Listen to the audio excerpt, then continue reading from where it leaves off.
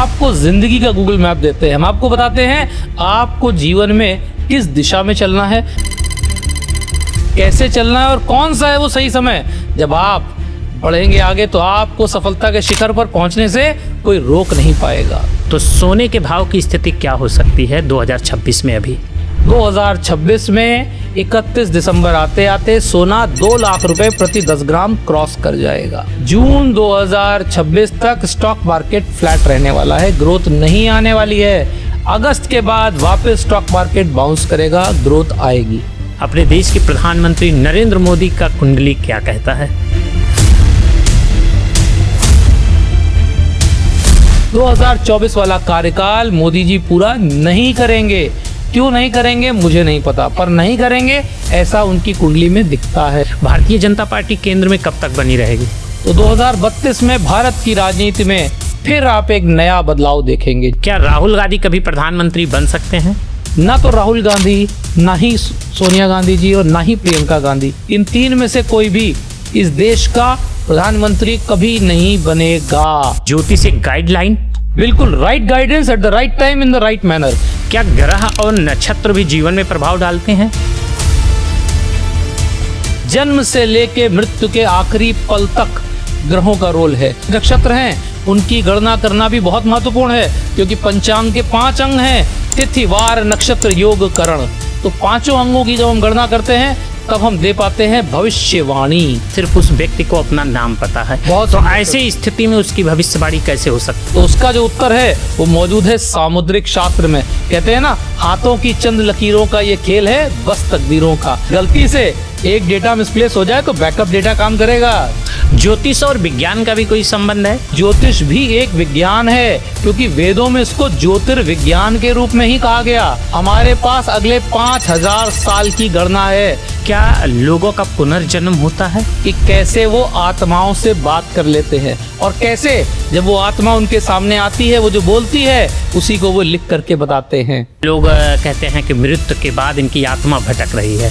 कि मृत्यु के बाद आपको 13 दिन का समय मिलता है, जब आपकी आत्मा आपके परिवार वालों से मिलन कर सकती है, बात कर सकती है, इंडिकेट कर सकती है।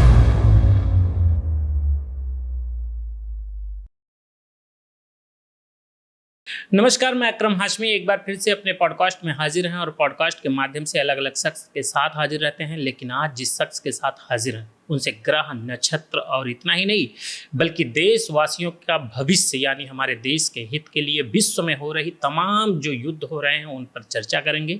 आप देख सकते हैं हमारे साथ डॉक्टर आदित्य पांडे जी मौजूद हैं। बहुत बहुत स्वागत है आपका। नमस्कार। सबसे पहला सवाल हमारा यही है, लोग ज्योतिष को जैसे ही ज्योतिष का नाम सुनते हैं तो ज्योतिष का नाम सुनते ही लोगों के मन में ये आता है कि ज्योतिष का मतलब होता है भविष्य। क्या ज्योतिष का अर्थ हम सिर्फ भविष्य ही माने या ज्योतिष को परिभाषित करके किसी और अर्थ में हम उसे देख सकते हैं? सबसे जरूरी तो ये होता है कि जो ज्योतिष विद्या है, ये विद्या है भाग्य बदलने की। पर भाग्य कैसे बदला जाएगा?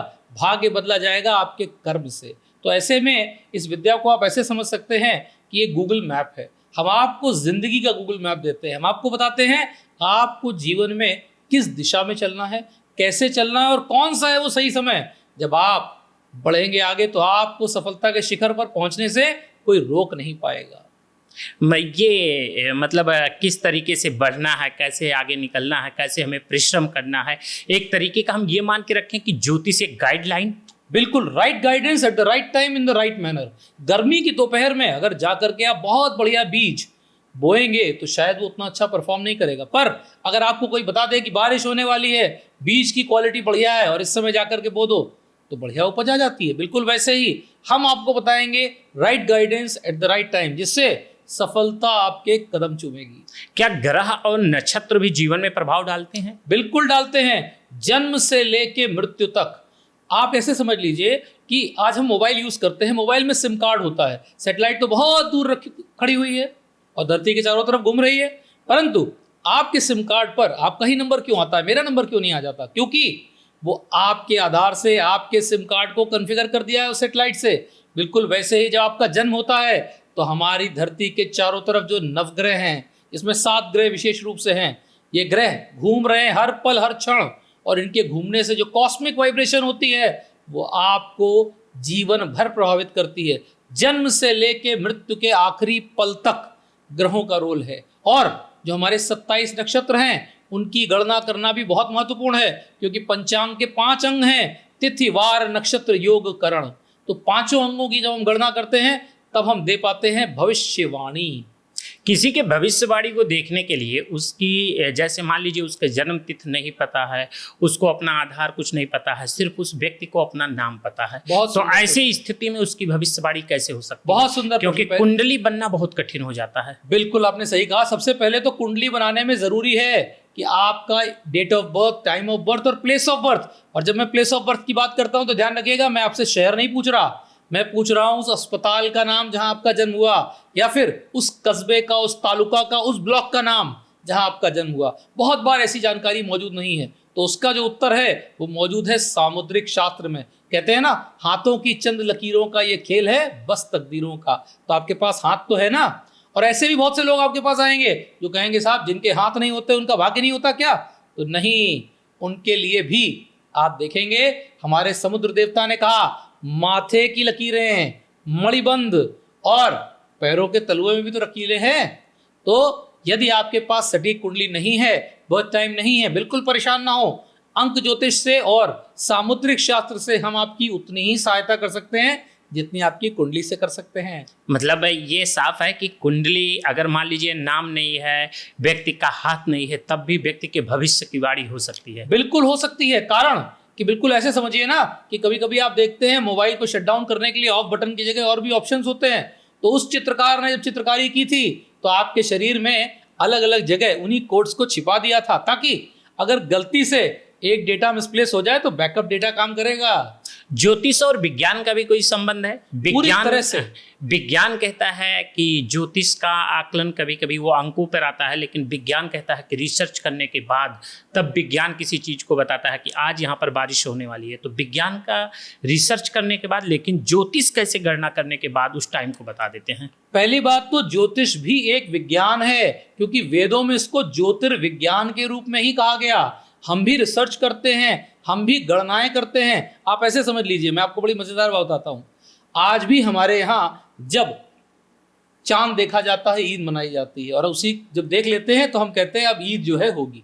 परंतु क्या आपको मालूम है हमारे पास अगले 5000 साल की गणना है। हम आपको अभी से बता देते हैं कि सन 2040 में, 2070 में, 3020 में ईद किस दिन मनाई जाएगी। उसका कारण है कि जो द्विज का चांद होता है, जिसे हम कहते हैं नवीन चंद्र दर्शन, उसी दिन हम मनाते हैं ईद का पवित्र त्योहार। ऐसे में अगर आप मुझसे आज से 150 साल, 200 साल, 500 साल आगे की भी गणना मांगेंगे तो हमारे यहाँ आचार्य वारामिहिर ने 17,000 वर्षों का पंचांग कंपाइल कर रखा है।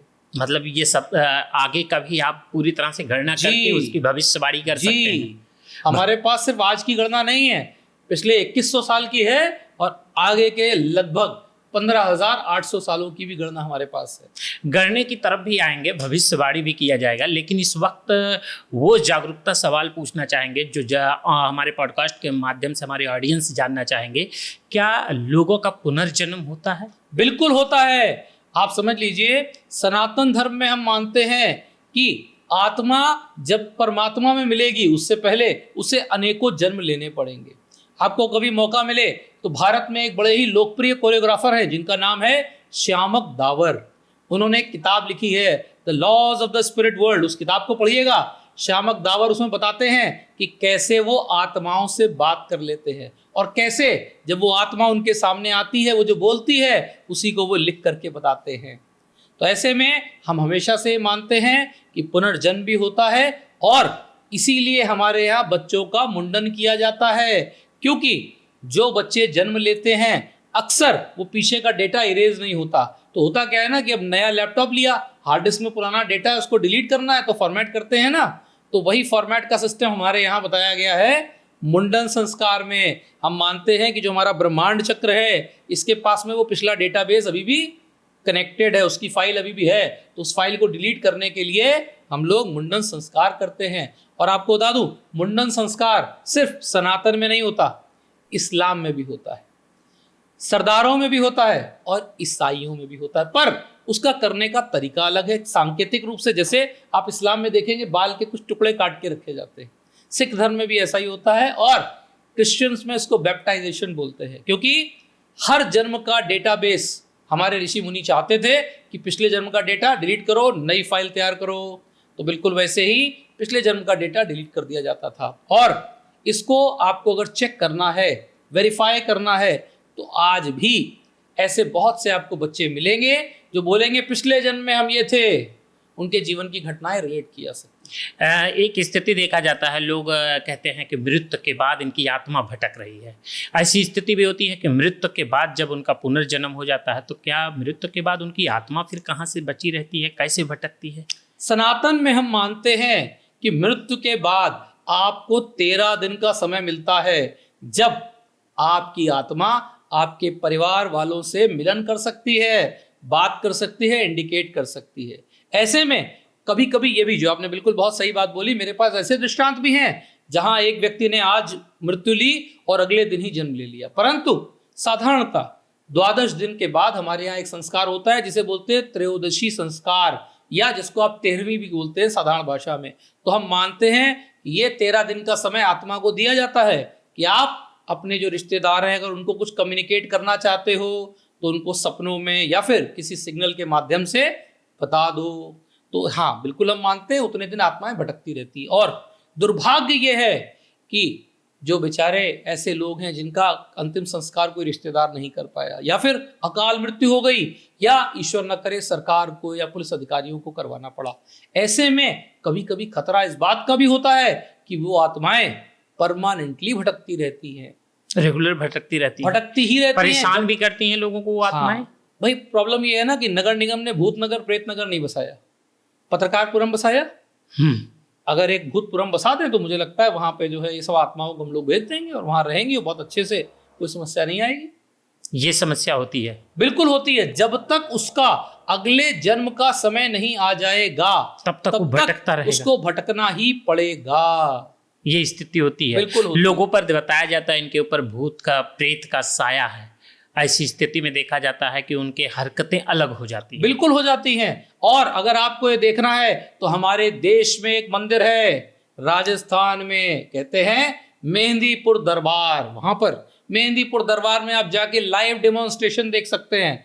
मेरा हिंदुस्तान के हर उस व्यक्ति को ओपन चैलेंज है जो कहता है आत्माएं नहीं होती, चलिए मेहंदीपुर दरबार देख करके आइए। मैं मानता हूं वहां भी 30 से 40% साइकोलॉजिकल केसेस आते हैं जो कि रिएक्ट कर रहे होते हैं, पर 60 से 70% असली बवाली केस होते हैं। आत्माओं का दरबार प्रेतराज के सामने लगता है और वहां आत्माओं का अस्पताल है, एक तरह से उनका ट्रीटमेंट किया जाता है, इन सबको अपनी अपनी गति पे पहुंचाया जाता है।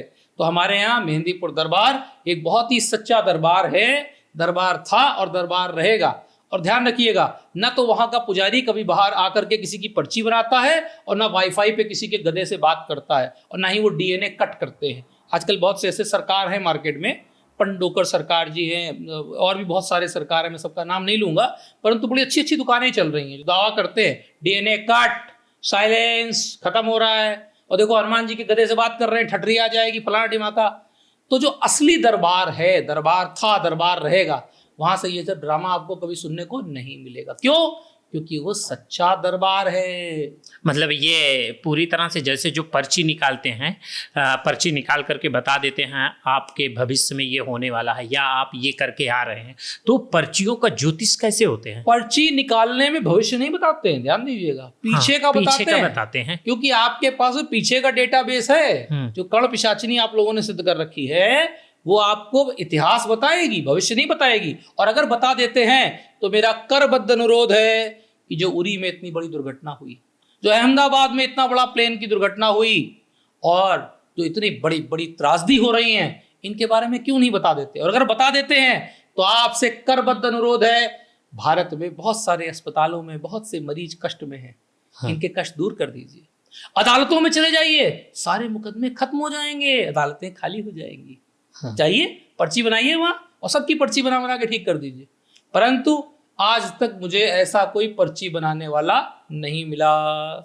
ऐसी भी स्थिति देखी जाती है जैसे ज्योतिष को लेकर के लोग आरोप भी लगाते हैं कि ज्योतिष एक तरीके के अंधविश्वास की तरफ हमको ढकेल रहे हैं। तो ये अंधविश्वास शब्द आपको कैसे लगता है कि अंधविश्वास शब्द ज्योतिषों के साथ जोड़ दिया के गया? साथ एक विडंबना है। सनातन अल्पज्ञानी, अर्धज्ञानी और शून्य ज्ञानी 3 प्रकार के प्राणियों से भरा हुआ है। तो जो ये नहीं जानते कि ज्योतिष भाग्य बदलने की विद्या नहीं है, कर्म बदलने की विद्या है, यानी ये वो विद्या है जिससे हम आपको सही दिशा बताएंगे। कर्म आपको करना है। मैं गूगल मैप हूं, गाड़ी आप चलाओगे, मैं नहीं चलाऊंगा आपके लिए। ऐसे में ये कहना या दावा करना कि ज्योतिषी आपका भाग्य बदल देता है, बिल्कुल नहीं बदलता। ज्योतिषी आपको वो दिशा बताता है जिससे आप स्वयं अपनी मेहनत से, अपने कर्म से अपना भाग्य बदलते हैं, अपने पुरुषार्थ से। कोई नहीं बदलेगा आपका भाग्य। गन्ने को कड़वा और मिर्चा को मीठा करने वाला दुनिया में जो भी हो, चाहे वो यांत्रिक, मांत्रिक, तांत्रिक, बाबा, सरकार और ज्योतिषी हो, मेरे सामने ले आइए। कोई भी इस तरीके से भविष्य बदल नहीं सकता। देखिए, भविष्य नहीं बदला जा सकता, भविष्य की घटनाओं को सुधारा जा सकता है। जैसे मतलब एक तरीके से टाइम बता देंगे ज्योतिष, इस टाइम पे आप ये कार्य करिए। जैसे ईश्वर न करे, आप कभी कभी देखते हैं, आप कहीं जाते हैं मॉल में तो वहां पे लिखा होता है वेट फ्लोर, यानी कि सफाई हो रही है, जमीन गीली है तो संभल के चलिए। अब आप ये कहो नहीं हम तो संभल के नहीं चलेंगे, मत चलो भैया, धड़ाम से गिर जाओगे। तो गिरना आपके अपने कर्म का हिस्सा है। ये बता देना कि भाई जमीन गीली है, ज्योतिष का हिस्सा है। ज्योतिष मान लोगे अच्छी बात, नहीं मानोगे तुम्हारी इच्छा। हम कोई भाग्य बदलने का दावा थोड़ी करते हैं। क्या ज्योतिष जैसे बताते हैं कि ये परेशानी आने वाली है आपके ऊपर, ये परेशानी आने वाली है, भविष्य में ये परेशानी आ सकती है, तो वो परेशानी हमारे ऊपर ना आए, ऐसा कोई कर्म होता है फिर ये भी गाइडलाइन कर सकते हैं कि ये कर्म करिए तो उस पर वो परेशानी आपकी टल जाएगी?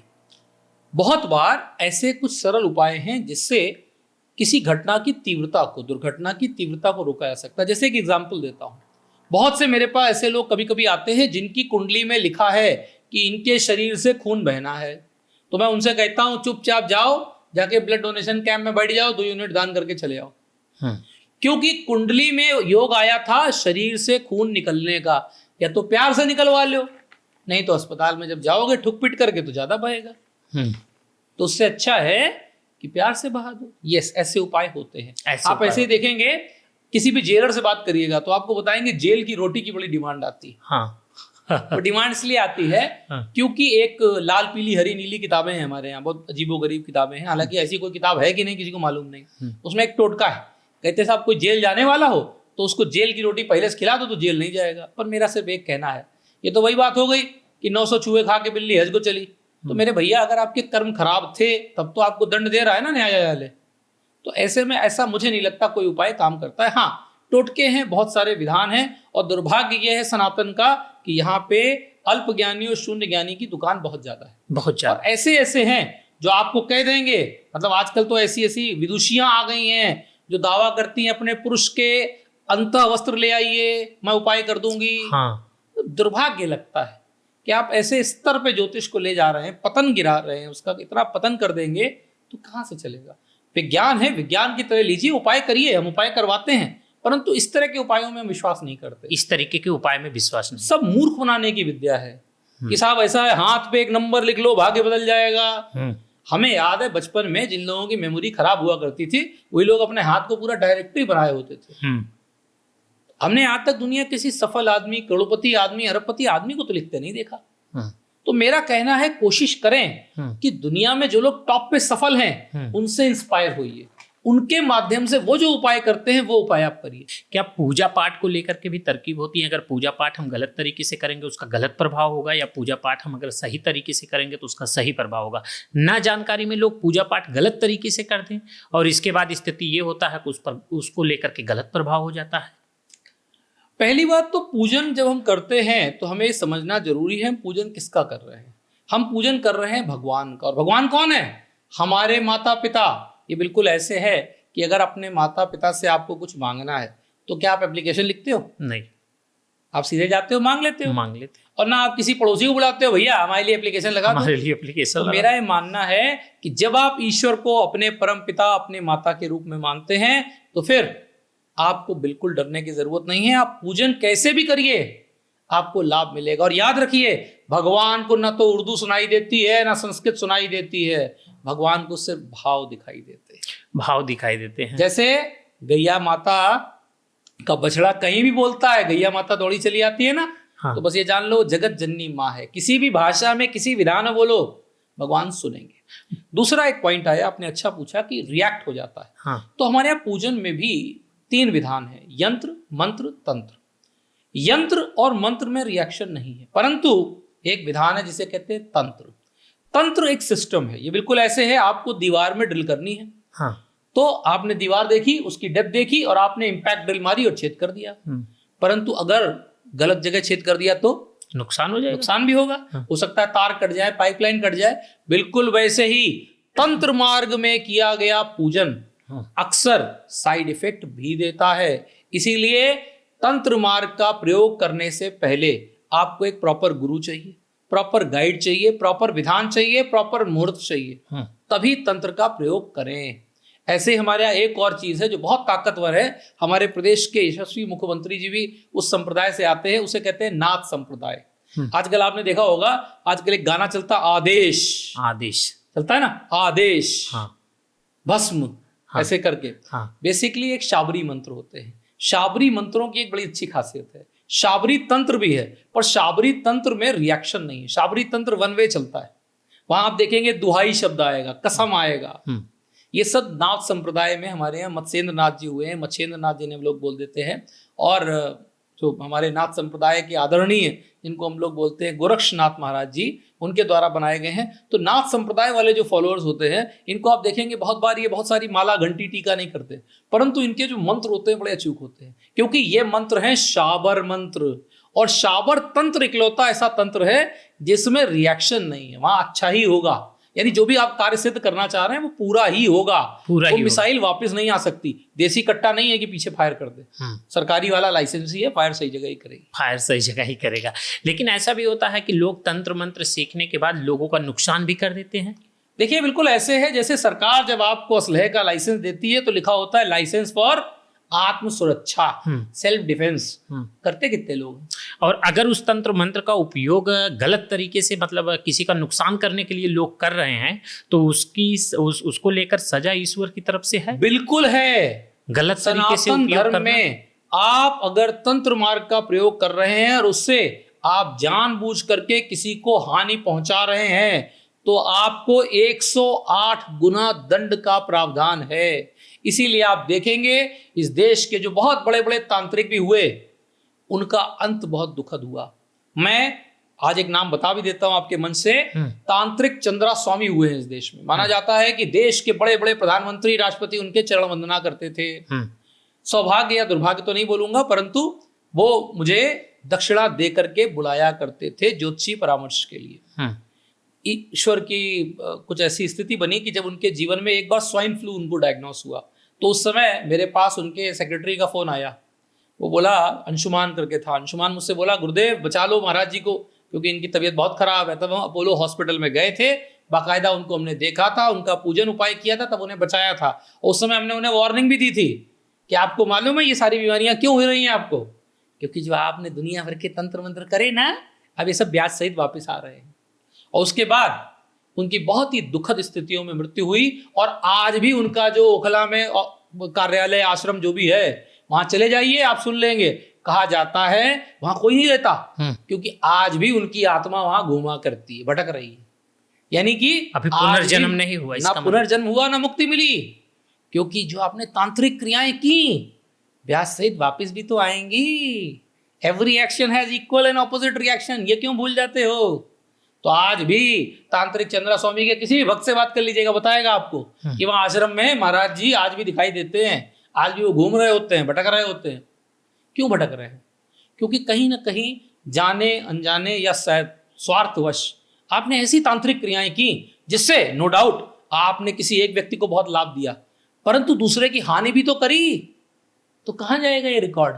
डेटाबेस है ना, सिविल रिकॉर्ड में लिखा है ना कि तुमने 12 साल पहले क्रेडिट कार्ड में डिफॉल्ट किया था। तो भगवान का भी सिविल रिकॉर्ड है, क्या परेशान हो रहे हैं? वहां भी है, और वहां जन्म जन्मांतर का सिविल रिकॉर्ड है। ये ना सोचिए आज का रिकॉर्ड है। दशरथ जी को कष्ट इसलिए नहीं झेलना पड़ा कि उन्होंने इस जन्म में को बहुत बड़े ऐसे कुकर्म उस समय किए थे जब राम का जन्म हुआ था, परंतु उससे पहले श्रवण कुमार वाली घटना है ना, है। अब राम जी चाह लेते तो भगवान राम मर्यादा पुरुषोत्तम है, मैं बहुत सम्मान करता हूं, परंतु आप सोचिए क्या भगवान राम फूंक देते तो दशरथ जी ठीक ना हो जाते? हम्म, इतना कष्ट होता ही नहीं। इतना कष्ट होता ही नहीं। परंतु भगवान राम भी तो जानते हैं ना कि मेरे पिता ने श्रवण कुमार के माता पिता के साथ अनजाने में ही सही एक पाप तो किया था ना, और श्राप मिला है ना कि तुम भी पितृवियोग में सहोगे, तुम्हें भी पुत्र वियोग होगा, हुआ ना। वो संकट तो झेलना ही। इसीलिए तुलसी बाबा बोले करम गति टारे नाही टरी, गुरु वशिष्ठ से ज्ञानी पंडित शोध के लगन धरे, सीता हरण मरण दशरथ को वन वन विपति परी, करम गति टारे नाही टरी। वहां पे उन्होंने गुरु वशिष्ठ जैसे विद्वान ज्योतिषी को भी 1 मिनट के लिए तो तंज कसी दिया कि आप भी नहीं रोक पाए, क्योंकि जो आपने बात बोली बिल्कुल सही है, कर्माज का अकाउंट हर किसी को झेलना पड़ेगा। हमारे यहाँ तो देवताओं को झेलना पड़ा, तो हम तो मनुष्य हैं। हम तो मनुष्य हैं, मतलब गलत कार्य का तो सजा मिलेगा ही मिलेगा। एक सवाल, अब हम थोड़ा सा भविष्यवाणी की तरफ चलते हैं, क्योंकि भविष्यवाणी को लेकर के ऑडियंस बहुत ज़्यादा उम्मीद कर रहे हैं। अगर देखा जाए इस वक्त सोने का भाव अपने देश में, जिस वक्त अगर देखा जाए आज हम लोग का जून माह चल रहा है, इस जून माह के बाद अभी दिसंबर तक हमारा 2026 बचा है, तो सोने के भाव की स्थिति क्या हो सकती है 2026 में? अभी फरवरी 2024 में जब भारत सरकार ने गोल्ड बॉन्ड लॉन्च किया था, तो मैंने अपने सारे फॉलोअर्स को, शिष्यों को कह दिया था जितना भर सको भर लो, क्योंकि लगभग 64,000 के रेट पे गोल्ड बॉन्ड आया था।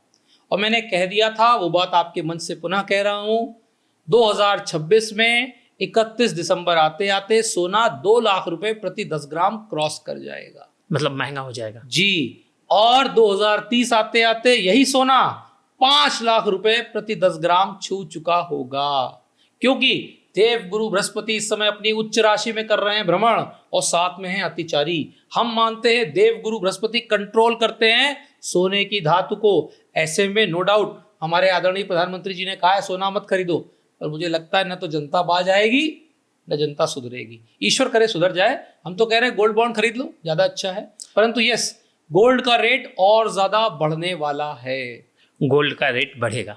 जी बिल्कुल बढ़ेगा, सोना चांदी दोनों ही तेजी से बढ़ने वाला है, दोनों तेजी से बढ़ने वाला है, बिल्कुल बढ़ने वाला है। ये आप देख सकते हैं कि आज डॉक्टर आदित्य पांडे जी का भविष्यवाणी है कि सोना और चांदी का भाव बढ़ने वाला है।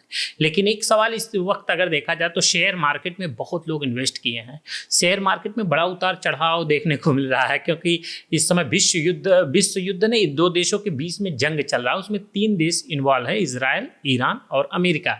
तो ऐसी स्थिति में देखा जा रहा है कि शेयर मार्केट में भी उतार चढ़ाव आ रहा है। नवंबर 2025 में एक अंतर्राष्ट्रीय ख्याति प्राप्त एंकर के चैनल पे मैंने बोला था कि जून 2026 तक स्टॉक मार्केट फ्लैट रहने वाला है, ग्रोथ नहीं आने वाली है। अगस्त के बाद वापस स्टॉक मार्केट बाउंस करेगा, ग्रोथ आएगी। दूसरी बात, इंडिया न्यूज चैनल पर मैंने फरवरी 2026 में भविष्यवाणी की थी कि अगले 15 दिन के अंदर, जब चंद्र ग्रहण आया था और सूर्य ग्रहण आने वाला था, तो मैंने कहा था ग्रहण के समय कि 2 से अधिक देशों के मध्य युद्ध होने वाला है, और वो युद्ध 45 दिन चलेगा, 45 दिन बाद ही उसकी सीज फायर होगी। एग्जैक्ट 45 दिन पे उसकी सीज फायर हुई है, और हम उम्मीद कर रहे हैं कि थोड़ा सा शांति आएगी। परंतु ट्रंप अंकल की कुंडली कहती है, मैंने उनके बारे में 2020 में बोला था कि ये सत्ता में वापस आएंगे, और जब आएंगे तो बहुत ही ज्यादा डिक्टेटोरियल होंगे, रथलेस होंगे और एग्रेसिव होंगे। 2020 में मेरी भविष्यवाणी लोगों को लगा कि गलत हो गई, अमेरिका तक में मुझे ट्रोल किया गया कि साहब ये तो खत्म। परंतु 2024 में वही भविष्यवाणी सत्य हुई। 175 साल का अमेरिका में इतिहास बदला, हारा हुआ राष्ट्रपति पुनः सत्ता में आ गए। और मैं फिर बोलूंगा आपके मंच से कि मेरा मानना है अगस्त 2026 में ट्रंप अंकल फिर किसी एक देश की ओर अपनी नजर टेढ़ी करने वाले हैं। अगस्त में रही है, इसी 2026 में, इसी अगस्त में भी आप देखेंगे फिर नजर टेढ़ी होगी, फिर कहीं युद्ध होने वाले हैं, फिर बड़ा विवाद क्या होने वो खाड़ी का देश होगा? इस बार मुझे खाड़ी की संभावना थोड़ी कम लगती है। हो सकता है इस बार नजर ग्रीनलैंड की तरफ चली जाए। ग्रीनलैंड की तरफ? अमेरिका अपने आसपास के कुछ देशों के ऊपर अपनी जो वर्चस्व है, बकैती है, कानपुर या लखनऊ की भाषा में बोलते हैं ना बकैती, तो बकैती स्टैब्लिश करेगा। तो ये स्थिति ट्रंप का कब तक बना रहेगा? मतलब बारी बारी करके एक एक देश पर नजर बनाएंगे? आप कभी डोनाल्ड ट्रंप का सिग्नेचर देखिए, हाँ, इतना एग्रेसिव नुकीला खच खच खच खच बनाते हैं, ऐसा लगता है कि जैसे किसी ने बैठ करके, बचपन में बच्चे नहीं घास बनाते थे नुकीली, तो बिल्कुल वैसा सिग्नेचर है उनका। तो उनका सिग्नेचर ये बताता है कि Donald Trump is very aggressive, very dominating, और वो एक श्रूड बिजनेसमैन है, मतलब उच्च कोटि के व्यापारी हैं। उनको सिर्फ पैसा दिखता है, व्यापार दिखता है। तो जहां उन्हें व्यापार ठीक नहीं दिखेगा वहां पे बंदूक तान दी जाएगी। मतलब सिर्फ उन्हें व्यापार से मतलब है, सिर्फ व्यापार से मतलब है। ट्रंप अंकल की रिश्तेदारी, नातेदारी, मित्र कोई नहीं है। मतलब ये भारत के साथ भी वही रवैया है उनका, सिर्फ बिजनेस से संबंध रखते हैं। बिल्कुल है, आप कभी भी देखिए मोदी और ट्रंप का बेहतर संबंध कभी नहीं होगा, मैं नहीं मानता। मेरा मानना है मोदी जी चाहे जितना प्रयास कर लें, ट्रंप अपने व्यापारिक रिश्तों के अलावा कोई भी व्यक्तिगत रिश्ते ना बनाते हैं, ना बनाएंगे, कभी नहीं बनाएंगे ना। ये की स्थिति ये हो गया। लेकिन ट्रंप कब तक सत्ता में बने रहेंगे? क्या पुनः फिर जब वो चुनाव आएगा अमेरिका का, तो फिर उस इलेक्शन के दौरान ट्रंप की वापसी होगी? बहुत से लोग ऐसा सोच रहे हैं कि 2026 में मिड टर्म इलेक्शन का स्थिति आ रही है, तो शायद ट्रंप बीच में कार्यकाल खत्म हो जाएगा। ऐसा बिल्कुल नहीं होना है। डोनाल्ड ट्रंप अपना कार्यकाल पूरा करेंगे। दूसरी बात, ये कहना कि क्या वो अगली बार सत्ता में आ सकते हैं, उसकी संभावना मुझे थोड़ी कम लगती है। और उसके दो कारण हैं। एक तो वहां का शायद संविधान कुछ ऐसा है जिसके कारण मुश्किल होता है। दूसरा, उनकी जो गणना हमारे पास है उसके हिसाब से भी 2024 में जब वो आए हैं तो 2028 तक उनका तांडव रहेगा। 28 के बाद उनका तांडव मुझे नहीं दिखता। तो ये वर्चस्व कब तक कायम रहेगा अमेरिका का विश्व में? देखिए, अमेरिका का वर्चस्व तो अगर मैं आपसे बोलूं वो अभी खत्म होते नहीं दिखता मुझे 2040 तक। 2040 तक? हाँ, उसका रीजन है अमेरिका ए है, नंबर 1। वो नंबर 1 था, नंबर 1 है और नंबर 1 रहेगा 2040 तक। 2040 तक? 2040 तक उनकी तानाशाही खत्म नहीं होगी। हाँ, एक चेंज जरूर आएगा, जो नंबर 2, 3, 4, 5, 6, 7, 8 का पायदान अभी खाली रहता है, क्योंकि अमेरिका की रंगबाजी क्या है, वहां ऊपर नीचे होता है। नंबर 1 वो है, उसके बाद दूसरा नंबर 10 से शुरू होता है। तो हाँ, उसमें बदलाव आएगा और मैं उम्मीद कर रहा हूं कि हमारा भारतवर्ष वो नंबर 2 और 3 का पायदान छूने वाला है। बिल्कुल। आप देख सकते हैं डॉक्टर आदित्य पांडे का भविष्यवाणी है कि नंबर 1 पर अमेरिका भले ही कायम रहेगा, लेकिन वक्त आने पर भारत, वो अगर दूसरे नंबर पर किसी मुल्क का नाम आएगा तो वो भारत देश का नाम होगा। लेकिन ये तो हो गया विश्व लेवल की चर्चा। लेकिन स्थिति अगर देखा जाए, इस वक्त सोने के भाव की चर्चा हो गई, शेयर मार्केट की चर्चा हो गई। थोड़ा सा अगर हम पॉलिटिकल चर्चा करें, अपने देश के प्रधानमंत्री नरेंद्र मोदी का कुंडली क्या कहता है? नरेंद्र मोदी जी के बारे में जुलाई 2022 में अंतर्राष्ट्रीय ख्याति प्राप्त एंकर मेरे बहुत प्रिय शेखर सुमन जी के साथ मैंने मंच पे बोला था कि 2024 में मोदी जी कम सीटों के साथ आएंगे। दूसरी भविष्यवाणी मैंने की थी, 2024 वाला कार्यकाल मोदी जी पूरा नहीं करेंगे। क्यों नहीं करेंगे मुझे नहीं पता, पर नहीं करेंगे ऐसा उनकी कुंडली में दिखता है। मतलब जो कार्यकाल चल रहा है वो नरेंद्र मोदी अपना 5 वर्ष का कार्यकाल नहीं पूरा करेंगे। नहीं करेंगे। मैं आज भी 2022 की अपनी उस भविष्यवाणी पे आज भी स्थिर हूं। ये भविष्यवाणी अगर आप कर रहे हैं डॉक्टर आदित्य पांडे जी, तो जाहिर सी बात है ये वायरल होगा पूरे देश में और लोग देखेंगे, क्योंकि ऐसी क्या परिस्थिति बन रही है कि नरेंद्र मोदी जी 5 वर्ष का कार्यकाल नहीं पूरा कर पाएंगे। बिल्कुल, लोग देखेंगे और मुझे लगता है कि देश के लिए एक बहुत बड़ा वायरल न्यूज़ है ये। तो ये कारण क्या है? क्या गठबंधन टूटने के कारण या पार्टी में तनाव होगा? इसको हम बहुत प्रिसाइजली नहीं बोल सकते। हो सकता है, मुझे ऐसा उनका स्वास्थ्य का भी लगता है, क्योंकि उनकी कुंडली में स्वास्थ्य में भी तेजी से गिरावट आने का खतरा है, नसों से संबंधित बीमारियों का खतरा है। दूसरा, हो सकता है वो अपना पद बदल करके किसी दूसरे पद पर, जैसे राष्ट्रपति है या कोई और पद पे आ जाए, ये भी संभव। मतलब वो पूरी तरह से कुल मिलाकर के 5 वर्ष का कार्यकाल वो पूरा नहीं करेंगे। As the prime minister of India वो अपना ये कार्यकाल पूरा नहीं करेंगे। भारतीय जनता पार्टी केंद्र में कब तक बनी रहेगी? मैं कभी कभी इसको लोग लाइटर नोट पे ले लेते हैं कि जिस विकास का जन्म 2014 में हुआ था, मेरा मानना है 2032 में वो 18 साल का हो जाएगा। तो 2032 में भारत की राजनीति में फिर आप एक नया बदलाव देखेंगे। जैसे 2004 से 14 तक एक राजनीतिक दौर चला, फिर अचानक 14 में बदलाव आया। वैसे ही 2032 भारत की कुंडली में मंगल की महादशा के दौरान एक ऐसा दौर आएगा जब भारत को नया राजा भी मिलेगा, नई राज सत्ता भी मिलेगी, और हो सकता है किसी दूसरी पार्टी को सत्ता में आने का मौका भी मिलेगा। क्या राहुल गांधी कभी प्रधानमंत्री बन सकते हैं? 2008 में मैंने राहुल गांधी जी की कुंडली देखकर, मेरे पास राहुल गांधी जी की असली कुंडली का जो सोर्स है वो है तांत्रिक चंद्रा स्वामी, जिनके पास पूरे गांधी खानदान की कुंडलियां मौजूद थी। तो उससे मुझे जो कुंडली प्राप्त हुई, तो मैंने 2003 में, हाँ 3 में मैंने भविष्यवाणी की थी, सोनिया गांधी जी कभी प्रधानमंत्री नहीं बनेंगी। 2007 में मैंने भविष्यवाणी की थी कि राहुल गांधी कभी भी भारत के प्रधानमंत्री नहीं बनेंगे। और आपके मन से एक और बात बता देता हूं, ना तो राहुल गांधी, ना ही सोनिया गांधी जी और ना ही प्रियंका गांधी, इन 3 में से कोई भी इस देश का प्रधानमंत्री कभी नहीं बनेगा। ये किंग मेकर हो सकते हैं, सुपर पीएम हो सकते हैं, बैकड्रॉप पीएम हो सकते हैं, परंतु लाल किले की प्राचीर पर ध्वजा ये कभी नहीं फहराएंगे। मतलब ये साफ है कि ये प्रधानमंत्री पद पर नहीं बैठेंगे, लेकिन किंग मेकर के रूप में भले देखे जा सकते बिल्कुल हैं। कांग्रेस कभी सत्ता में आ सकती है केंद्र में? 2032 बदलाव का साल है, तो तैयार रहिए बड़े बदलाव के लिए। मतलब कांग्रेस आ सकती है 32 तक? एक गांधी हैं जो आ सकते हैं इस समय, वो गांधी कमल के साथ है, वरुण गांधी। वरुण गांधी हैं।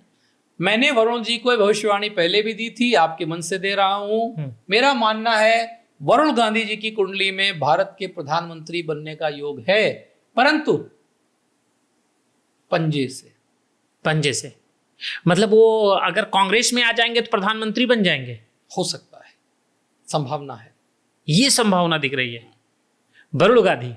तो क्या भविष्य में वरुण गांधी, वो हाशिए पे दिख रहे हैं इसलिए थोड़ा आश्चर्य लगता है। तो क्या वरुण गांधी कांग्रेस में आ सकते हैं? क्यों नहीं आ सकते? राजनीति बदलाव के दौर की कहानी नहीं, है। भविष्य का वक्त क्या मिजाज बता रहा है? वही मैं बता रहा हूं, तभी तो मैंने आपसे कहा। हाँ, मिजाज बदलेगा, अंदाज बदलेगा और भविष्य बदलेगा। भविष्य बदलेगा, ये स्थिति देखी जाएगी। मतलब गांधी लगा होगा प्रधानमंत्री पद पर जो आएगा, गांधी लगा होगा, पर ये राहुल गांधी, राहुल, प्रियंका, सोनिया ये नहीं रहेंगे, नहीं होंगे। अच्छा, राहुल गांधी कभी शादी कर सकते हैं? मैंने 2006 में टाइम्स ऑफ इंडिया अखबार में बाकायदा लिखा था कि भारत में 2 मोस्ट एलिजिबल बैचलर थे, हैं और रहेंगे। एक है सलमान खान और दूसरे हैं राहुल गांधी जी। ये दोनों लोग कभी शादी नहीं करेंगे। मोस्ट एलिजिबल बैचलर थे, हैं और रहेंगे। सामाजिक रूप से इनका कोई विवाह नहीं होगा। सामाजिक रूप से इनका कोई विवाह नहीं होने वाला है। ये स्थिति बरकरार बनी रहेगी इन लोगों की। आप देख सकते हैं कि आज डॉक्टर आदित्य पांडे के माध्यम से बड़ी बड़ी भविष्यवाणियां सामने निकल कर आ रही हैं हमारे पॉडकास्ट के माध्यम से। लेकिन इस वक्त थोड़ा सा हम ज्ञान के तरफ बढ़ते हैं। ज्ञान की जैसे ही बात आती है तो लोग ज्ञान के लिए भी, हमारे ऑडियंस चाहते हैं कि अगर आप हमारे पॉडकास्ट में हाजिर हैं तो ज्ञान की भी चर्चा हो जाए। ज्ञान की बात जैसे होती है तो क्या राहु और केतु, जैसे ही बात आता है राहु और केतु की, तो राहु नाम सुनते ही लोगों के अंदर एक डर पैदा होता है। तो क्या राहु से निगेटिव चीजें होती हैं या पॉजिटिव भी होती हैं? बहुत अच्छा प्रश्न है, कारण कि राहु केतु के नाम पे भय की दुकानें चल रही हैं। राहु का नाम आते ही लोग डर जाते हैं। मुझे याद है 2003 नवंबर में टाइम्स ऑफ इंडिया अखबार में मैंने बाकायदा लिखा था कि माननीय मुलायम सिंह यादव जी की राहु भगवान की महादशा चल रही है और ये राहु उन्हें 3 बार मुख्यमंत्री बनाएंगे। राहु उसके अलावा राहु की ही महादशा के दौरान वो इस देश के रक्षा मंत्री बने। तो इसलिए जब बात राहु की आती है तो राहु से डरने की जरूरत नहीं है। नो डाउट राहु एक ऐसा ग्रह जरूर है, अगर कुंडली में खराब है तो कर्जे में डुबो देता है, सर की खेती गायब कर देता है, गंजा हो जाता है व्यक्ति। उसके अलावा राहु अरिष्टमति भ्रमण देता है, मन भटका देता है, कॉन्फिडेंस को तोड़ देता है। 2019 नवंबर में मैंने टाइम्स ऑफ इंडिया अखबार में लिखा था कि राहु का दौर आने वाला है, पूरी दुनिया ठहर जाएगी, एरोप्लेन भी धूल खाएंगे, सब लोग अपने घर के अंदर डर के मारे बैठने वाले हैं क्योंकि राहु का दौर आ रहा है। और राहु दिखता नहीं है, इसलिए आज तक हमने कोरोना को देखा नहीं कैसा है, बस डर के मारे घर के अंदर बैठ गए घर के। तो राहु केतु ऐसे ग्रह हैं जो यदि आपके अशुभ हैं तो आपको नेस्ता नाबूद कर देंगे, बर्बाद कर देंगे। परंतु ध्यान रखिए राहु केतु के उपाय भी हैं। अभी बड़ा इंटरेस्टिंग हुआ, एक पिक्चर आई राहु केतु के नाम से, तो एक पत्रकार महोदय ने हमसे पूछा, बोले साहब इस पिक्चर का ही नाम राहु केतु, इसका क्या होगा? हमने कहा देखो ऐसा है, अगर राहु केतु नाम रखा है तो 99% फ्लॉप तो जरूर होएगी। कारण क्या है कि राहु केतु को झेल पाना अच्छों के लिए क्षमता नहीं है। हम तो यहाँ तक दृष्टांत सुनते हैं कि एक बार लवकुश को राहु केतु ने बंदी कर लिया था और पहुंचे बजरंगबली। बजरंगबली ने बताया राहु केतु को, तुम्हें मालूम है कौन है ये स्वयं राजा पुरुषोत्तम भगवान विष्णु के अवतार श्री राम के बेटे हैं, इनको तुरंत छोड़ो। तब भी राहु केतु ने कहा मेरी स्तुति करवाओ, उसके बाद ही छोड़ूंगा। तो ऐसे में राहु केतु वो ग्रह हैं जो कहते हैं अपने कर्म अच्छे करो, अपने कर्म शराब से दूर रहो, व्यसनों से दूर रहो, कुकर्मों से दूर रहो, अपनी वाणी को मधुर रखो। और साथ में राहु केतु का सबसे अच्छा उपाय क्या है? कुष्ठ रोगियों को, गरीबों को, ऐसे बीमार मरीजों को जिनके पास कोई दवाई के पैसे नहीं है, उनका सहयोग करिए, उनकी हेल्प करिए, उनको जाकर के सम्मान दीजिए, कुष्ठ रोगियों को दीजिए। ऐसे पशु या पक्षी जो कि घायल हैं उनको दवाई दीजिए, उनका इलाज कराइए। आपकी कुंडली में भी राहु बहुत अच्छे हो जाएंगे। और राहु अच्छे, इसकी सबसे बड़ी पहचान सर की खेती। जिनके राहु उच्च के होंगे बाल बहुत अच्छे होंगे, ये रूल है। विजय थलपति जी देखिए बाल कितने शानदार है। हाँ, विजय थलपति। यस, ये 22 तारीख का जन्म है, 4 नंबर का व्यक्ति है, राहु से गवर्नड है। देखिए बाल बड़े शानदार है। राहु जब उच्च का होता है तो वाणी की प्रखरता देता है, बाल बहुत शानदार देता है। व्यक्ति को देखने के बाद भी क्या चेहरे के भाव से, हस्तरेखा से ये पहचान किया जा सकता है कौन सा ग्रह इनके लिए बेहतर हो रहा है? बिल्कुल, हमारे यहाँ सामुद्रिक शास्त्र में यहाँ तक लिखा है आपके दांतों का शेप। कभी ध्यान दीजिएगा, दुनिया के सारे करोड़पति, अरबपति और सक्सेसफुल लोगों के दांत कैसे होते हैं? कैसे? टेढ़े मेढ़े। उनके दांतों के बीच गैप होता है, दांत टेढ़े होते हैं। हाँ। क्योंकि दांत होते हैं बुध ग्रह से संबंधित। बुध कैसे चलता है? टेढ़ा तो में। दांत कैसे होंगे? टेढ़े टेढ़े मेढ़े। और ईश्वर ना करे परंतु समाज का जो साधारण तबका है, कभी ध्यान दीजिएगा, जो मेड्स हैं, वर्कर्स हैं, उनके दांत कैसे होते हैं? एकदम सीधे। वो कोलगेट और पामोलिव को जो ऐड होता है ना दंत मंजन वाला, हाँ। वैसे सुंदर दिखते हैं। वैसे सुंदर देखते हैं। यस, ऐसे ही जिनकी कुंडली में राहु कमजोर होगा, यहां से खेती गायब होनी शुरू हो जाएगी। जिनका बृहस्पति बहुत तेज होगा, माथा चौड़ा होने लगेगा। अच्छा, ये माथे भी चेंज होते हैं बिल्कुल। भविष्य में? जैसे आज हमारा Yes. पतला माथा है तो भविष्य में हाँ। चौड़ा हो सकता है। आप कभी ध्यान दीजिएगा, राजनाथ सिंह जी की यंग एज की फोटो देखिए, बहुत सुंदर बाल हुआ करते थे। पर उस समय वो राजनीति में सफल नहीं थे, उस समय वो टीचर थे। राजनीति में सफलता आई, बृहस्पति तेज हुआ, सर की सारी खेती धीरे धीरे गायब, माथा चौड़ा। कभी मौका मिले तो जेफ बेजोस की फोटो देखिएगा, यंग एज की, बड़े शानदार बाल होते थे उनके। आजकल पूरी खेती क्लीन है। ये स्थिति होती है ग्रह से भी। ग्रहों से हम ये नहीं कह रहे कि भैया ट्राइकोलॉजिस्ट की दुकान बंद कर दो, डॉक्टर भी अपना कार्य करें, परंतु हमारे माननीय प्रधानमंत्री मोदी जी ऊपर की खेती गायब है, क्यों? अनंत अंबानी जी, मुझे नहीं लगता इनके पास डॉक्टरों की कमी है। हाँ, डॉक्टर ना इनके पास पैसे की कमी है, हाँ। ना इनके पास ज्ञान की कमी है। ये दोनों ऐसी विभूतियां हैं। और जेफ बेजोस और ज्योतिष को लेके गाइडलाइन भी ले सकते हैं। यस, परंतु वही बात है ना, गन्ने को मीठा रखना है, कड़वा नहीं होगा। ना मिर्चा मीठी होगी ना गन्ना कड़वा होगा, तो बेसिक एलिमेंट चेंज नहीं होते। मतलब अच्छे कर्म करेंगे, अच्छे तरीके से रहेंगे, गरीबों की मदद करेंगे, ऐसी स्थिति में राहु खुश भी होते हैं। यस, ये स्थिति होता है। बिल्कुल। थोड़ा सा हम सोशल मीडिया की तरफ आते हैं। सोशल मीडिया पर देखा जाता है कि इस वक्त एआई के माध्यम से भविष्यवाणियां सामने निकल कर आती हैं। तो एआई की भविष्यवाणियां कुछ गलत भी साबित होती हैं, कुछ सही भी लोगों के लिए सही साबित होती हैं। क्या एआई ज्योतिष के विद्या में माहिर आप मानते हैं कि एआई करंट में सही चल रहा है? एआई का फुल फॉर्म है आर्टिफिशियल इंटेलिजेंस, यानी कि नकली ज्ञान। वो ज्ञान स्वयं स्वीकार करता है कि मैं नकली हूं, मैं असली नहीं हूं। असली नहीं। इसको बहुत सरल एग्जाम्पल से बोलूंगा। आपके दांत में अगर हो रहा है दर्द, तो आपको लगता है कि आप एआई के माध्यम से अपने दांत की सर्जरी कर लेंगे? नहीं। ये अपने घर के सदस्यों से कहेंगे लाओ भैया दांत हमारा सही कर दो? हाँ, नहीं। आप तुरंत जाएंगे एक डेंटिस्ट के पास, एक चिकित्सक के पास। हाँ। बिल्कुल वैसे ही अगर आपको अपनी कुंडली की सर्जरी करवानी है, अगर आपको कुंडली के दर्द को दूर करना है, तो आपको ज्योतिषी तो चाहिए। ज्योतिष एआई के माध्यम से अभी दुर्भाग्य है, मध्य प्रदेश में घटना सामने आई, एक एक्ट्रेस ने एआई के माध्यम से कुंडली मिलाई, ऑनलाइन ऐप से डेटिंग शुरू हुई, शादी भी हो गई। शादी भी हो गई। हश्र बहुत खराब हुआ। तो मेरा बस इतना कहना है कि कृपा करके विद्वान व्यक्ति की ज्ञान का सब्स्टिट्यूशन मत ढूंढिए।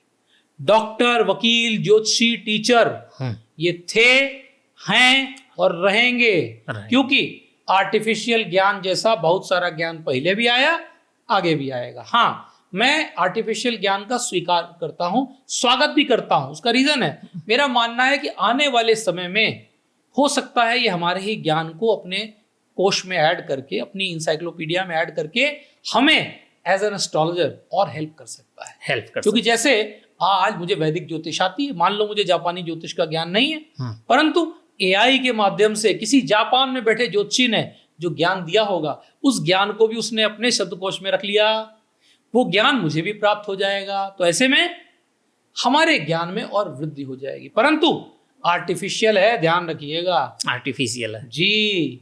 असली गन्ने की मिठास और नकली बनाया हुआ लैब में बनी हुई सेक्रीन, अंतर था, अंतर है, अंतर रहेगा, अंतर रहेगा। एक और विद्या होती है, जैसे अगर हम आपके पास बैठे तो लोग बता देते हैं विद्या से अपने कि आपके जेब में इतने पैसे हैं, आपके जेब में ये सामान है।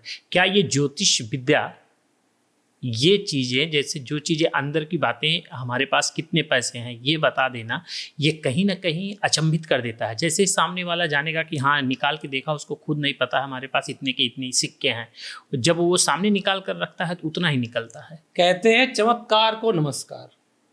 वैदिक ज्योतिष में हम आपकी कुंडली से बता सकते हैं कि जिस समय आपका जन्म हुआ था, ओटी के बाहर कितने पुरुष कितनी महिलाएं थी। हम बता सकते हैं कि जन्म के समय आपके कौन से रिश्तेदार मौजूद थे, कौन से नहीं। हम बता सकते हैं आपके कितने भाई बहन आपके पहले हुए, आपके बाद में हुए, कितनों का मिसकैरेज हुआ, सब कुछ बता सकते हैं। परंतु जहां तक बात आती है जेब में रखे हुए नोट का नंबर बताना या ये जो पर्ची खोलना, ये सब तंत्र शास्त्र में प्रयोग होता है। कैसे?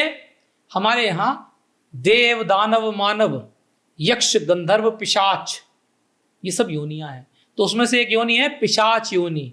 पिशाच में ही एक शक्ति है जिन्हें कहते हैं कर्ण पिशाचिनी। कर्ण पिशाचिनी का स्थान होता है कान के पीछे के भाग पर। इसीलिए जब भी आपको ऐसे विद्वान मिलेंगे तो थोड़ी थोड़ी देर में अपने सर की मुंडी ऐसे ऐसे ऐसे ऐसे हिलाते रहेंगे या अपने बाल सेट करते रहेंगे। कारण कि कर्ण पिशाचिनी जी यहाँ बैठती हैं, वो अक्सर सो जाती है, उनको जगाया जाता है। तो जितने भी ये कर्ण पिशाचिनी के साधक हैं, ये बता देंगे आपकी जेब में रखे हुए नोट का नंबर, आपके पिताजी का नाम, आपके दादाजी का नाम, आपकी पास्ट की पूरी बायोग्राफी खोल देंगे, पूरा खोल देते हैं। हाँ, परंतु ना तो एक भी उपाय बता पाएंगे, ना एक भी इलाज कर पाएंगे और ना भविष्य की एक भी गणना बता पाएंगे। तो ये कहीं ना कहीं ये तो डर में पैदा हो जाता है मामला। बिल्कुल हो जाता है। ये तो ज्योतिष, एक तरफ ज्योतिष आवाम को पब्लिक, अच्छा ये ज्योतिष का हिस्सा नहीं, प्रमाणित है, ज्योतिष का हिस्सा ये नहीं है, ज्योतिष विज्ञान है, ये तंत्र का हिस्सा है, तंत्र का हिस्सा। तब तो ये तंत्र की विद्या से कहीं ना कहीं एक डर का माहौल बना देते हैं कि आपका ये होने वाला है, विकल्प नहीं बताएंगे और इसके बाद सामने वाला नहीं होना है फिर भी हो जाएगा। हाँ, वो दुकानें चल रही हैं और दुर्भाग्य है कि चल रही हैं। आप किसी भी दिन का अखबार उठा लीजिए, उसमें देखिए ज्योतिष के कॉलम में 10 घंटे में 101% मौलाना फलाने डिमाके XYZ। अरे भैया क्या कर रहे हो? ऐसा हो सकता है क्या? Is it really possible? और मैं कहता हूं अगर वाकई ऐसा पॉसिबल है तो भैया मेरा भी एक काम कर दो, बिल गेट्स के अकाउंट का पैसा मेरे अकाउंट में ट्रांसफर कर दो, मेरे अकाउंट में 90% आपको दे दूंगा, 10% मैं रख लूंगा, कर दो। तो थोड़ा सा अब हम पॉलिटिक्स की तरफ आ जाते हैं, उत्तर प्रदेश की पॉलिटिक्स पर आते हैं।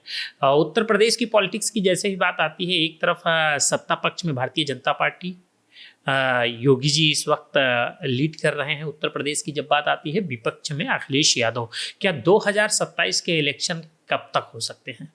पहली बात तो भारत की कुंडली में फरवरी 2027 में ग्रहों की दशा बदल रही है और उससे 2 महीने पहले यानी कि फरवरी से 13 दिसंबर 2026 के पहले इस देश में एक बहुत बड़ा राजनीतिक बदलाव आना है किसी ऐसे प्रदेश में जो कि उत्तर भारत का हिस्सा हो। तो मुझे लगता है उत्तर प्रदेश से ज्यादा नोटिसेबल ऐसा कोई प्रदेश नहीं। तो मेरा ये भविष्यवाणी है कि मुझे आगामी विधानसभा चुनाव 2026 में नवंबर या दिसंबर के महीने में आते हुए दिख रहे हैं। मतलब ये 2026 में ही हो जाएगा, 27 लगने से पहले ही हो जाएगा? जी, मेरा ऐसा मानना है कि ऐसी स्थितियां बन रही। तो इस वक्त लेकिन चर्चे में भी त्रिस्तरीय का चुनाव है, पंचायत चुनाव को लेकर चर्चे में है। तो पंचायत चुनाव के लोगों को उम्मीद थी कि मार्च, अप्रैल, जुलाई तक लेटेस्ट हो जाना चाहिए। ऐसी स्थिति अभी नहीं देखी जा रही है। तो क्या लग रहा है कि त्रिस्तरीय चुनाव कब तक हो सकते हैं? ग्रामीण अंचल से संबंधित चुनावों को मैं अगस्त और सितंबर के महीने में देख रहा हूँ। अगस्त और सितंबर में, यानी इस तरीके से तो इस अनुमान से इस वर्ष में 2 चुनाव उत्तर प्रदेश में हो सकते हैं। बिल्कुल हो सकता है। त्रिस्तरीय चुनाव होगा, त्रिस्तरीय के बाद फिर विधानसभा चुनाव होगा। बड़ी व्यस्तता दिख रही है उत्तर प्रदेश की आवाम में। आप कह सकते हैं कि 2026 में उत्तर प्रदेश की जनता राजनीतिक रूप से बहुत सक्रिय रहने वाली है, बहुत सक्रिय रहने वाली है। स्थिति क्या हो सकता है? सत्ता में परिवर्तन हो सकता है या पुनः एक बार फिर से भारतीय जनता पार्टी सरकार में आ सकती है उत्तर प्रदेश में? 2025 में मैंने भविष्यवाणी की थी कि 2026 में अंतर्राष्ट्रीय स्तर पर और भारत में भी नए मुख्यमंत्री आएंगे, यंग चेहरे आएंगे, ऐसे ऐसे यंग चेहरे दिखाई देंगे जिनको आप उम्मीद नहीं कर पाएंगे। हाँ, विजय थलपति देख सकते हैं, विजय थलपति जी, आपके शुभेंदु अधिकारी हो गए, सम्राट चौधरी जी हो गए, और नितिन नवीन। हाँ, नितिन नवीन। तो ऐसे ऐसे चेहरे आए हैं अंतरराष्ट्रीय स्तर पे। ईरान को देखिए, नया राजा मिल गया, नया राजा मिल गया। हाँ। तो ऐसे बहुत सारे चेंज अभी और भी आने हैं अंतरराष्ट्रीय स्तर पे। मेरा मानना है कि उत्तर प्रदेश में भी हम जो है बीजेपी को थोड़ा सा कमजोर और सपा को और ज्यादा ताकतवर होते देख रहे हैं, परंतु ये कहना कि क्या उत्तर प्रदेश में अखिलेश यादव जी सत्ता में वापस आ रहे हैं, इस पे थोड़ा सा मुझे संशय है। गठबंधन में ही सरकार बनेगी या कोई पार्टी अपने दम पर सरकार बना सकती है? मेरा ये मानना है कि बीजेपी अपने अलायंस के साथ मिलकर के सरकार बनाएगी। अनुप्रिया पटेल जी की पार्टी ताकतवर हो रही है। अनुप्रिया पटेल, उनके साथ 2 अलायंस और हैं, संजय निषाद हैं, ओम प्रकाश राजभर हैं और जयंत चौधरी हैं। क्या ये अलायंस कभी टूट सकता है या बने रहेंगे? मुझे लगता है इसमें एक लौती कमजोर कड़ी राजभर जी हैं। राजभर कमजोर कड़ी है, वो जो है परिस्थिति उनकी आगे बदलने वाली है। राजभर कमजोर हो सकते हैं या कमजोर हो सकते हैं? कमजोर, पुनः वो सदन के भीतर जा पाएंगे कि नहीं? राजभर जी सदन में तो जरूर जाएंगे, उस पर मुझे कोई डाउट नहीं है, परंतु उस ताकत से जाएंगे जो अभी तक उनके पास थी, इस पे मुझे डाउट है। उस पर डाउट है। भारतीय जनता पार्टी के साथ मिलकर चुनाव लड़ेंगे कि तब तक गठबंधन से बाहर हो जाएंगे? गठबंधन टूटता हुआ नहीं दिख रहा। गठबंधन टूटेगा नहीं, यानी संजय निषाद, राजभर, अनुप्रिया, जयंत और भारतीय जनता पार्टी ये एक साथ रहेंगे। अखिलेश यादव के साथ कौन कौन से दल नजर आ रहे हैं इस वक्त? वैसे तो अखिलेश यादव जी इतने ताकतवर हो रहे हैं कि मुझे लगता है उन्हें किसी भी दल की आवश्यकता नहीं रहने वाली है। वो 1 मैन आर्मी के तौर पे आगे बढ़ेंगे। 1 मैन आर्मी? यस, वो बहुत ताकतवर हो रहे हैं। अखिलेश यादव, मैंने फरवरी 2022 में चुनाव के पहले बोला था कि अखिलेश जी डबल पावर के साथ वापस आएंगे। उससे पहले उनकी 55 सीटें थी। हाँ, इस बार शायद 110 या 111 है, जहां तक मुझे पता है। लोकसभा में भी अच्छा खासा प्रदर्शन बहुत अच्छा प्रदर्शन रहा है और तैयार रहिए, आगामी विधानसभा चुनाव में भी उनका प्रदर्शन देखने लायक होगा। देखने लायक रहेगा, मतलब हिला देंगे, पूरा हिला देंगे अखिलेश यादव जी। बिल्कुल। तो अखिलेश यादव की स्थिति क्या, जो इस समय बताया जा रहा है, एक भविष्यवाणी अभी किया गया, वो मतलब पॉलिटिकल नेताओं ने किया। 2 नेता बोले, ओम प्रकाश राजभर बोले थे, संजय निषाद बोले थे। उन्होंने बोला था कई सांसद जो है वो केंद्रीय नेताओं के टच में हैं और वो समाजवादी पार्टी छोड़कर, कई सांसद छोड़ के भारतीय जनता पार्टी में जाने वाले हैं। तो ऐसी स्थिति में तो कहीं समय नहीं लग रहा कि अखिलेश यादव के सांसद टूट रहे हैं। तो मैं दैवज्ञ हूँ, राजनीतिक नहीं हूँ। मेरा किसी भी राजनीतिक पार्टी से लेना देना नहीं है। तो ऐसे में ये कहना कि मैं इसके बारे में बता सकता हूं कि कौन किसके टच में है, ये शिफ्ट होंगे, क्षमा करिएगा, ये मेरी परिधि के बाहर है, मेरे ज्ञान चक्षुओं के बाहर। ये थोड़ा सा कहना उचित पॉलिटिकल मामला है, ये पॉलिटिकल मामला और राजनीति अनिश्चितताओं का खेल है, सत्ता का खेल है। रात भर में सत्ता बदल जाती है। फ्यूचर में योगी ही सीएम रहेंगे, ये तो बता सकते हैं? मुझे ऐसा दिखता है कि 2030 में योगी आदित्यनाथ जी राष्ट्रीय स्तर पर और अंतर्राष्ट्रीय स्तर पर बहुत सक्रिय होने वाले हैं। 2030 प्रधानमंत्री बन सकते हैं, कुंडली बिल्कुल बन सकते हैं। योगी आदित्यनाथ जी की कुंडली किसी के पास नहीं है, स्वयं उनके पास नहीं है। अच्छा। उनकी हम लोग गणना हाथ से और उनके फेस रीडिंग और न्यूमरोलॉजी से लोग करते हैं। हाँ। तो हम उनके न्यूमरोलॉजी से और हाथ से करते हैं। तो हमारा ये मानना है कि 2030 में योगी आदित्यनाथ जी राष्ट्रीय स्तर पर बहुत इंपॉर्टेंट रोल में पहुंचने वाले हैं। वो पद प्रधानमंत्री भी हो सकता है। बिल्कुल हो सकता है। ये स्थिति देखी जा सकती है जी बिल्कुल। लेकिन ये तो पॉलिटिकल, ये तो सवाल हो गया। लेकिन अपने अगर उत्तर प्रदेश की बात आती है, अगर हम भारतीय जनता पार्टी और समाजवादी पार्टी की चर्चा कर लिए हैं, तो बहुजन समाज पार्टी की चर्चा करना कहीं ना कहीं हम लोगों के लिए एक सौतेला हो जाएगा। तो इसलिए बीएसपी की स्थिति क्या दिख रही है? 2011 में मैंने भविष्यवाणी की थी, उस समय आदरणीय शशांक शेखर जी जीवित भी थे, कि मुझे मायावती जी का पॉलिटिकल करियर धीरे धीरे धरातल की ओर जाता हुआ दिख रहा है। मुझे याद है 2022-23 में भी मेरे पास एक बार जानकारी फिर से आई उनके परिवार से कि इनका नाम राष्ट्रपति के लिए चल रहा है। उन्हीं के परिवार के बहुत करीबी लोग, मैं नाम नहीं खोलूंगा, कुछ पारिवारिक लोग ही आए थे कुंडली दिखाने, हाथ की गणना दिखाने। तो मैंने कहा मेरे हिसाब से आदरणीय मायावती जी का मैं बहुत सम्मान करता हूँ। समाज के दलित वर्ग के लिए मैं कहूँगा शायद वो 21वीं सदी की सबसे बड़ी नेत्री रही हैं, परंतु उनका राजनीतिक भविष्य मुझे नहीं दिखता। उनका राजनीति का जो पर्दा था उसका पटाक्षेप हो चुका है। उसका हो चुका है इस वक्त। मतलब ये कहा जाएगा कि कहीं ना कहीं उत्तर प्रदेश की राजनीति में दो नेताओं को हम मुख्य रूप से देख सकते हैं, एक तरफ महाराज योगी जी को, दूसरी तरफ अखिलेश। और मजेदार बात है दोनों का नाम आ से है। हाँ, तो जो अल्पज्ञानी है जो कहते हैं कुंडली में राशि देख ले वो नाम से, हाँ, उन विद्वानों से पूछो हाँ, कि मायावती मुलायम सिंह, मायावती, आदित्यनाथ अखिलेश, हाँ, और पौराणिक और वैदिक काल में राजा राम रावण और रावण, कंस, कृष्ण कंस। हाँ। तो अगली बार जब भी कोई विद्वान आपको कहे कि कोई चिंता नहीं कुंडली नहीं है, हम नाम से कुंडली मिलाए देंगे, तो उस विद्वान को कहिएगा ये मूर्खता न करें, ये मूर्खता नहीं करनी चाहिए। क्योंकि जो भी मूर्ख कुंडली ना होने पर नाम से कुंडली मिलाने का दावा करते हैं वो न सिर्फ आपकी जिंदगी से खिलवाड़ कर रहे हैं, परंतु वो ज्योतिष जैसे शास्त्र का भी मजाक बना रहे हैं। क्योंकि ये अल्पज्ञानी, शून्य ज्ञानी कुछ नहीं जानते, सिर्फ मूर्ख बनाते हैं, सिर्फ मूर्ख बना रहे हैं।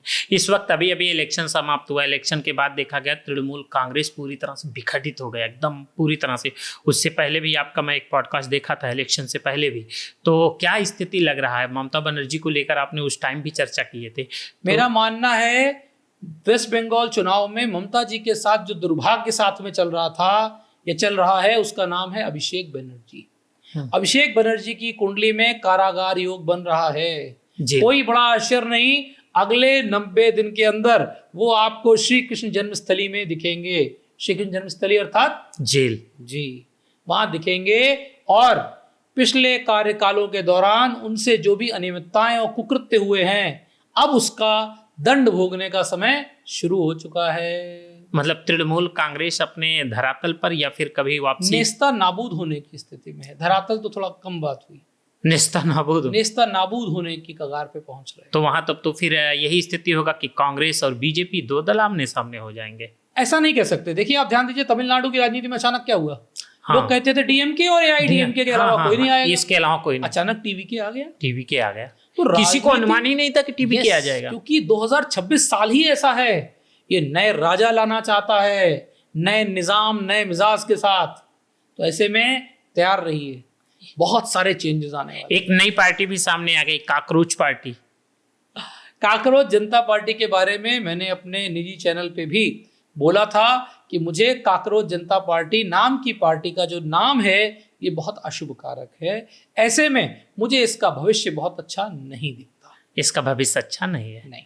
नहीं, स्थिति भी दिख रही है कि अभी जिस तरीके से आंदोलन कर रहे हैं, आंदोलन के बाद पॉलिटिकल में अगर देखा जाए, पॉलिटिकल माइंड से अभी तक किसी भी दल का समर्थन मिलते हुए नहीं नजर आ रहा है। ऐसा होता है, राजनीति अलग चीज है, सामाजिक बदलाव अलग चीज है। सामाजिक बदलाव अलग है। हमारे पास जयप्रकाश नारायण जी हुए हैं, शायद वो राजनीतिक रूप से इतने सफल नहीं थे, पर समाज में जो क्रांति वो लाए, मुझे लगता है उसका कोई तोड़ नहीं। उसका कोई तोड़ नहीं। लोक नायक कहलाते थे। तो ऐसे बहुत से हमारे यहाँ हस्तियां हुई हैं जिन्होंने सामाजिक बदलाव लाए हैं। अन्ना हजारे जी आए थे, रालेगढ़ सिद्धि से वापस चले गए, पर यह कहना कि क्या वो सामाजिक बदलाव नहीं लाए, बिल्कुल लाए। तो ऐसे में हो सकता है सामाजिक बदलाव के रूप में ये जो काकरोच पार्टी है ये कुछ बदलाव ला सकती है, परंतु ये कहना कि क्या ये राजनीति में कुछ बदलाव लाएगी, तो वही बात है ना, हर कोई सोचता है कि हम भी आम आदमी पार्टी की तरह झंडा गाड़ेंगे। ऐसा नहीं, ऐसा नहीं है। थोड़ा सा अब हम एक तरफ फिर से ग्रह और नक्षत्र के प्रभाव से क्या सामाजिक स्तर पर भी व्यक्ति का प्रभाव पड़ता है? बिल्कुल पड़ता है।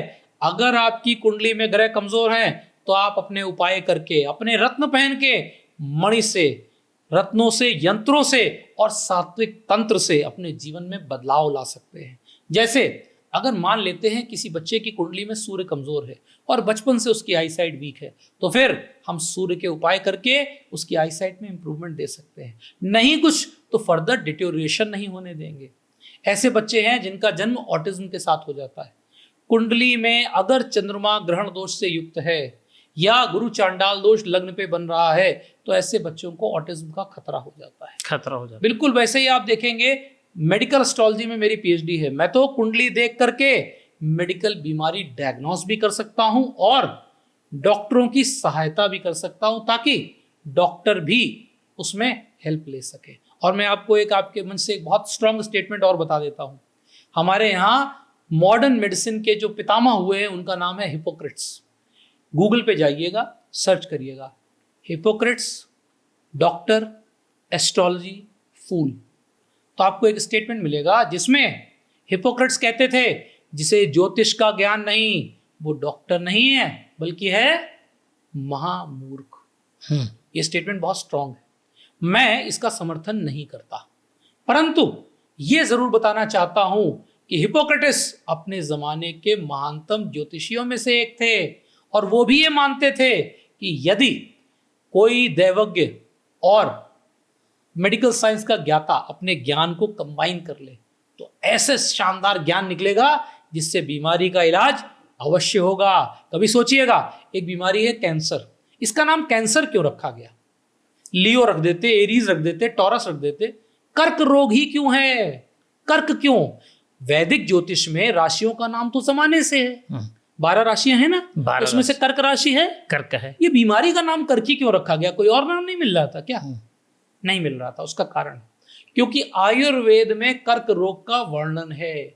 जब भी कुंडली में चंद्रमा और शनि की युति होगी विष दोष बनेगा, और अगर उस पर राहु और केतु की दृष्टि है या फिर कर्क राशि में राहु और केतु बैठे हैं, दो में से कोई एक ग्रह या गुरु चांडाल दोष बन रहा है, तो ऐसे जातक के जीवन में कैंसर जैसी बीमारी होकर ही रहेगी। मैंने सुब्रत राय सहारा जी की कुंडली देखकर बता दिया था कि उनको फेफड़ों से संबंधित कैंसर होने का खतरा है, सुब्रत राय जी को, और उनकी मृत्यु की तारीख भी बता दी थी पहले ही।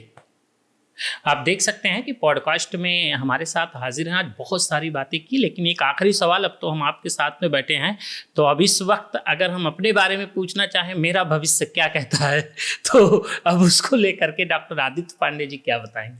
मैं आपके बारे में 3 चीजें बता सकता हूँ। एक तो जो आपकी घनी भौएं हैं वो बताती हैं कि आपके जैसे लोग लगन के पक्के होते हैं, ठान लिया तो ठान लिया, करना है तो फिर करना है। साथ में आपके दांत भी टेढ़े मेढ़े हैं और दांतों के बीच में स्पेस है जो बताती है कि आपने अपने करियर की शुरुआत बहुत ही साधारण स्तर, सामाजिक स्तर से की थी और आज आप जिस सामाजिक स्तर पे हैं शायद बचपन में आपने इसकी कल्पना भी नहीं की थी। बहुत ही साधारण लेवल से आप उठे हैं, जीरो से, यानी इसे कहते हैं ना फर्श से अर्श की ओर बढ़ रहे हैं। तीसरा, जो आपके बालों की स्थिति है वो बताती है कि आपके जैसे लोगों को विभिन्न प्रकार के ज्ञान को सीखने में बड़ा इंटरेस्ट आता है, पर एक समस्या है, किताब शुरू तो बड़ी जोश के साथ होती है, 10 पन्ने पढ़ने के बाद वो किताब रख दी जाती है, पूरी नहीं होती है। गलत कह रहा हूँ? नहीं, सत्य है।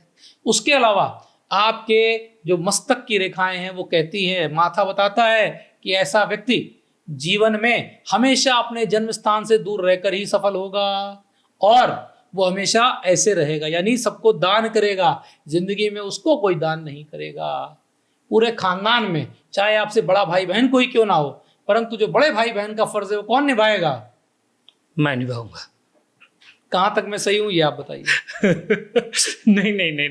नहीं, बहुत सारी बातें, लगभग बातें 99 नहीं, लगभग मैं ये कह सकता हूँ कि 100% बातें आपकी सत्य है। लेकिन मैं थोड़ा सा मैं अपने फ्यूचर के बारे में मैंने पूछा, भविष्य के बारे में बता देता हूँ। मेरा ये मानना है कि आपकी जो ये नाक का शेप है बताता है कि ऐसा व्यक्ति अपने जन्म स्थान से दूर रहकर बहुत लोकप्रियता पाता है और राजनीतिक जो जर्नलिज्म है, पत्रकारिता है, उसमें उसको बहुत ज़्यादा सफलता मिलेगी, तो आप हमेशा उसमें ज़्यादा सफल होंगे। 2022 के बाद से आपका करियर तेजी से ग्रो किया है और 2028 में आपको और एक बहुत बड़ी सफलता मिलने वाली है। 2028 में इस वक्त हमारे कंटाप न्यूज के माध्यम से देशवासियों को डॉक्टर आदित्य पांडे जी क्या संदेश देना चाहेंगे, जिससे हमारे देशवासियों को लेकर के कहीं ना कहीं एक ज्योतिष के ज्ञान की जब विद्या पाएंगे तो उनको बड़ी उपलब्धि हासिल होगी, तो वो संदेश आज हमारे पॉडकास्ट के माध्यम से देशवासियों को दे। मेरा मानना है कि जैसे जब कोई व्यक्ति असफलता और आलस्य के कहर में फंसा होता है तो उसके कान पे एक मारते हैं ना, वो कहते हैं कंटाप मारो इसको, जाग जाएगा। तो मेरा मानना है कि भारतवर्ष में जो ज्ञान वाले लोग सुप्तावस्था में हैं, आलस्य में है, प्रोक्रेस्टिनेशन में हैं, उनको चाहिए कि वो भी कंटाप न्यूज के माध्यम से अपने जीवन में बदलाव लाएं और सकारात्मक सोच के साथ ज्योतिष को भाग्य बदलने की विद्या नहीं, कर्म बदलने की विद्या मान करके हमसे संपर्क करिए। और कहीं भी कोई भी आपको भ्रामक जानकारी देता है, मूर्ख बनाने का प्रयास करता है, तो गूगल पे जाइएगा, डॉक्टर आदित्य पांडे का नंबर मिलेगा, हमसे संपर्क करिए। मेरी गारंटी है कि मैं प्रयास करूंगा कोई भी वहम, कोई भी झूठ और कोई भी बकवास आपको मिसगाइड न कर सके। आप देख सकते हैं कि हमारे साथ में डॉक्टर आदित्य पांडे जी मौजूद रहे, जिनसे हमने चर्चा की है। चर्चा ही नहीं बल्कि देश से लेकर विदेश से लेकर तमाम ऐसी भविष्यवाणियों को लेकर अब तक अगर बात की जाती है आपके भविष्यवाणी की, तो आपने जो पहले भी भविष्यवाणी किया वो सत्य साबित हुआ है। देश को लेकर के इतना ही नहीं, युद्ध को लेकर के भी आपने भविष्यवाणी किया था, वो भी सत्य साबित हुआ था। इसके बाद आज स्थिति ये आ गई है, इस वक्त जो सबसे बड़ी भविष्यवाणी आज आपने कर दिया है कि प्रधानमंत्री नरेंद्र मोदी का 5 साल का कार्यकाल पूरा नहीं कर पाएंगे, यानी बीच में ही उनको प्रधानमंत्री पद से हटना पड़ेगा या हटेंगे। ये स्थिति तो अभी पूरी तरह से, लेकिन 5 वर्ष तक वो कार्यकाल अपना पूरा नहीं कर पाएंगे। ये एक बड़ा संदेश। अब उस भविष्यवाणी का इंतजार करना है, उस 5 वर्ष का इंतजार करना है। वक्त लगभग करीब है, अब किस वक्त वो प्रधानमंत्री पद से हटते हैं ये देखना अभी बाकी है। लगातार बने रहिए आप हमारे पॉडकास्ट में, फिर मिलते हैं अगले पॉडकास्ट में। तब तक के लिए नमस्कार।